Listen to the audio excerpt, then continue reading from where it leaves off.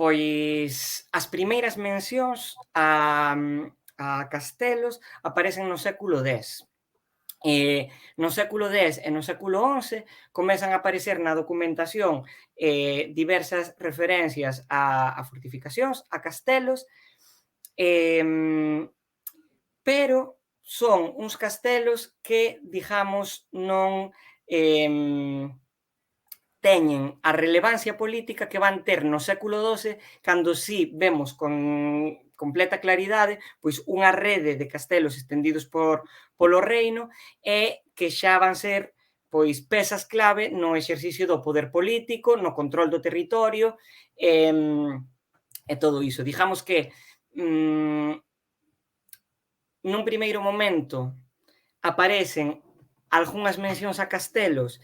máis que non son os elementos centrais no control do territorio, non o fundamental é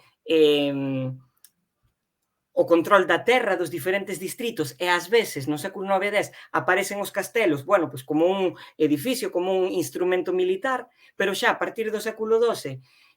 que é o momento, digamos, de plenitude feudal, os castelos xa aparecen como detentores dos seus propios territorios, xa se entregan con unhas terras dependentes do propio castelo, cunhas persoas dependentes do propio castelo, cunha serie de dereitos, cunha serie de impostos, cunha carga xurisdicional, é dicir, no século XII cando se encontramos pois xa propiamente como castelos feudais, non? Porque eu creo que o proceso de encastelamento en Galiza vai da man do feudalismo. Que pasa? Que o feudalismo é un tema bastante complexo e que deu lugar a inmensos debates historiográficos que creo que agora non dá para meterse, pero vamos, que feudalismo para algunhas persoas é pois dunha perspectiva marxista, algo moi amplo, todas aquelas sociedades nas que hai uns servos que traballan a terra, uns campesiños que traballan a terra e unhas persoas poderosas que posúen a terra, entón pódese aplicar a realidades moi diferentes.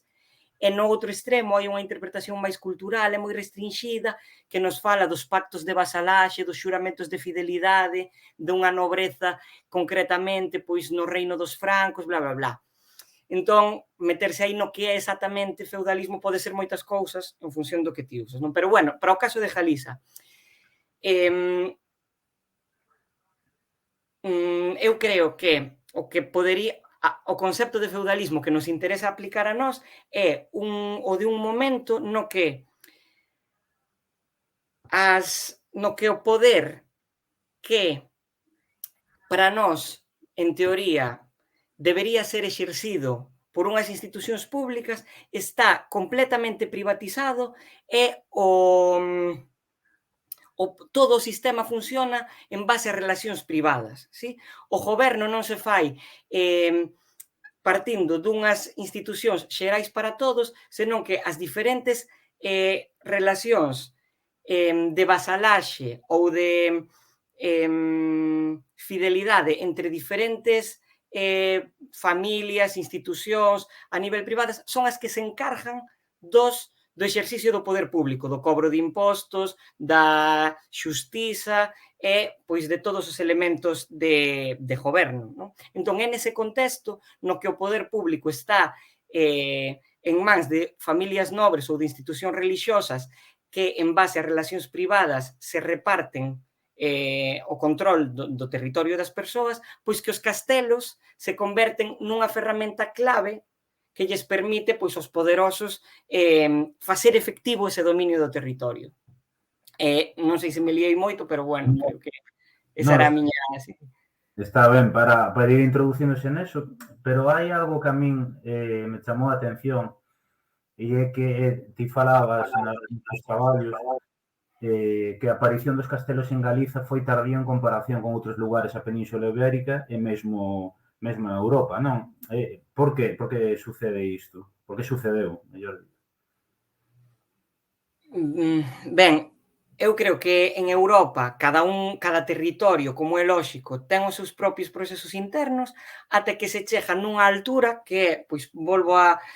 sinalar de novo, o século XII na que encontramos un territorio europeo completamente feudalizado e cheo de castelos. Despois, en cada zona responden as súas dinámicas concretas. Poñamos o caso, en Inglaterra non comeza a haber castelos ata que no ano 1066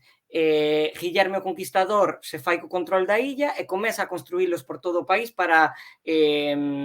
afianzar o seu poder ali. No entanto, en Francia xa ven dun período moito anterior no cal o propio modelo de goberno do Imperio Carolinxio vai dar lugar a que xa no século X tiñamos unha rede de castelos moito máis clara. Logo, que sei eu, na zona do Lacio en partes do que hoxe é Italia, o encastelamento tamén no século X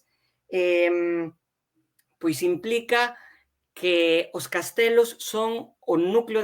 de habitación no que habita a poboación, é dicir, son centros que recollen a poboación que vive dentro do castelo, algo que non pasa, por exemplo, na Península Ibérica, na que a poboación vive en aldeas ou despois en cidades, pero en ningún caso ou polo menos no caso galego, os castelos non son centros de habitación. Entón, digamos que se vai dando de diferentes formas un proceso de encastelamento por toda Europa, mais en cada un dos territorios responde ás súas propias dinámicas internas, non?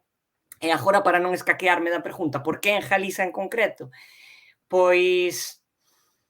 a miña hipótese, ou o que eu creo que os documentos nos mostran, é que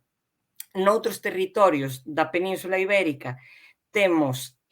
castelos en momentos máis temperáns, poñamos o caso na segunda metade do século IX, porque hai territorios que nese momento se encontran nunha situación de fronteira ou de contacto co Emirato Andalusí e, por tanto, se aparecen unha serie de castelos que son coñecidos como castelos estratéxicos, non? Por exemplo, saindo do Cantábrico cara a Conca do Douro, aparecen aí moitos castelos a finais do século IX, que, no entanto, en Galiza non aparecen ningún castelo a final do século IX. Mais por qué? Porque nese momento a fronteira sur do Reino de Galiza encontrábase moito máis abaixo do territorio da Galiza actual. A aristocracia galega nese período da segunda metade do século IX estaba xa pola zona de Coimbra e pola zona do Porto. Entón, digamos que o territorio do que hoxe é Galiza, desde un período moi antigo, encontrábase afastado da inestabilidade propia da situación de fronteira e por eso estes primeiros castelos estratéxicos aquí non se encontran, non? Eu creo que unha das grandes particularidades do territorio galego ao longo da historia é a grande estabilidade e permanencia das estruturas sociais a nivel local e do mundo campesiño que non se teñen visto enormemente alteradas ou froito de grandes cambios, non? Como pode ser a integración en Al-Ándalus, por un exemplo, non? Logo, no caso de Cataluña, o mesmo, tamén a fronteira con Al-Ándalus estaba moito máis ao norte, e logo a dependencia do Imperio Carolinxio tamén fixo que o feudalismo ali fose un feudalismo de raíz máis clásica e que, por tanto, o encastelamento tamén tivese, en certa forma,